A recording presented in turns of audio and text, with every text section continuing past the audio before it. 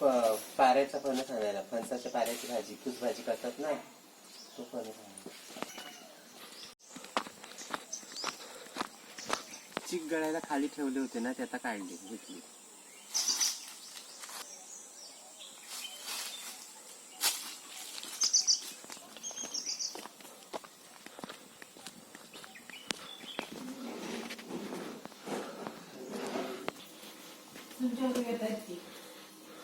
त्याची भाजी दोन प्रकारे करता येतात. त्याची भाजी हा फणसाचा कोळा आहे, कोळा त्याला फूस भाजी बोलतात. त्याची दोन प्रकारे होते. आता एक व्हेज वाली करायची ती कांदा खोबरं घालून, तिळकुट घालून, आणि दुसरी कांदा खोबरं प्लस जवळा घालायचा, सुका जवळा. सुकट पण बोलतात त्याला. सुकट टाकून करायची, ती तिखट करायची. आता ही आपण पिवळी मिरचीतली. नॉनव्हेज खाणाऱ्यांनी आहे ना त्याच्यात जवला टाकायचा, भाजी छान लागते.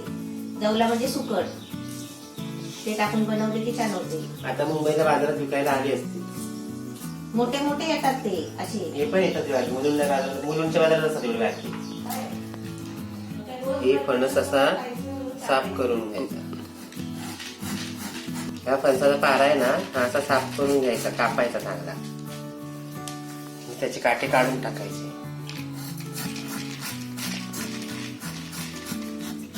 ही भाजी पौष महिन्यात खायची.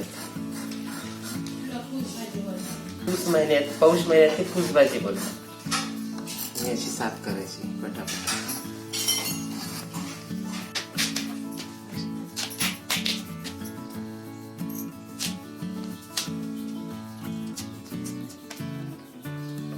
त्याच्या आतमध्ये ही पाव असते फणसाची, स्पंज टाइप काय असतो, तो काढून टाकायचा.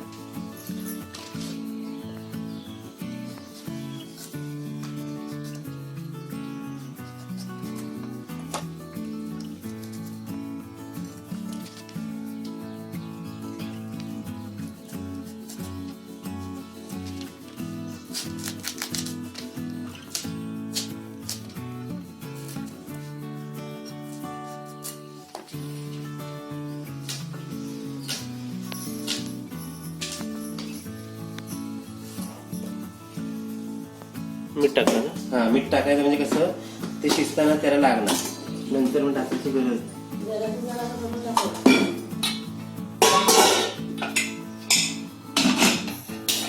3 शिट्ट्या काढून घ्यायच्या. फणस शिजल्याचा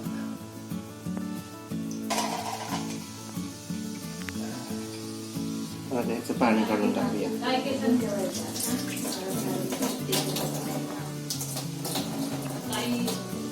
साधं पाणी सोडण्याचं, ते पाईप जायचं नाही, जायचं गरम लावते पाणी त्याला. साफ चिकटा निघून हे आता असं किसून घ्यायचं, म्हणजे भाजी वाटायला लागत नाही. किसून ही काप किसून किसून घ्यायची.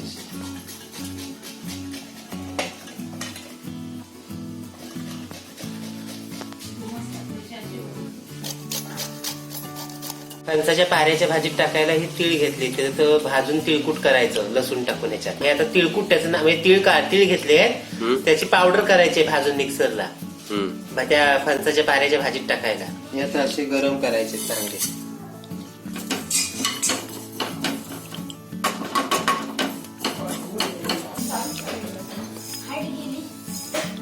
मिक्सरला बारीक करून घेणार आहेत ना.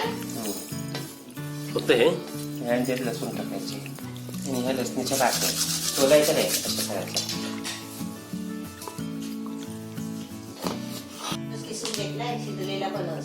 शिजलेला फणस शिजलेला फणसाचा कोवळा पारा किसून घेतलेला आहे.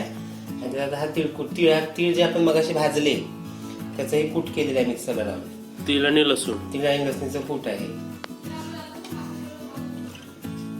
हे. अशी तर चांगलं घालायचं मस्तपैकी, आणि ही भाजी सगळी अशी कालवून घ्यायची. आणि भाकरी सोबत आपण खाऊ शकतो. हे तिळाचं तिळकुट आहे ना, त्याच्यात मीठ घातलं की ती भाकरीवर पण चटणी झाली ती खायला. राई टाकायची याच्यात थोडीशी, आणि थोडं जिरं. हे जिरं, राई चांगली तडतडली ना, लसूण आणि मिरची टाकलेली आहे कापलेली, थोडा कढीपत्ता, कांदा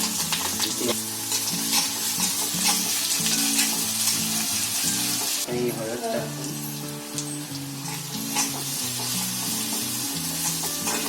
आता आपण ही भाजी टाकली आहे आणि ही चांगली अशी परतून घ्यायची. ही भाजी शिजलेली असल्यामुळे काही तिला जास्त वेळ लागत नाही. फक्त मिरचीचा तिखटपणा, तिळाचा जरा त्याच्यामध्ये वास आणि लसूण तिळाचा वास हे वगैरे येईपर्यंत जरा परतायचं. आणि जरा थोडं चवीपुरतं मीठ टाकायची. भाजी आपली रेडी आहे खायला.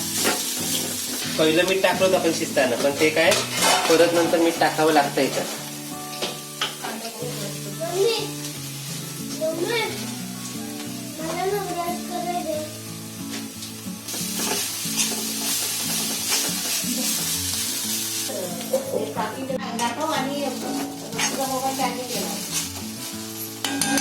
ही भाजी आपली तयार झालेली आहे आता.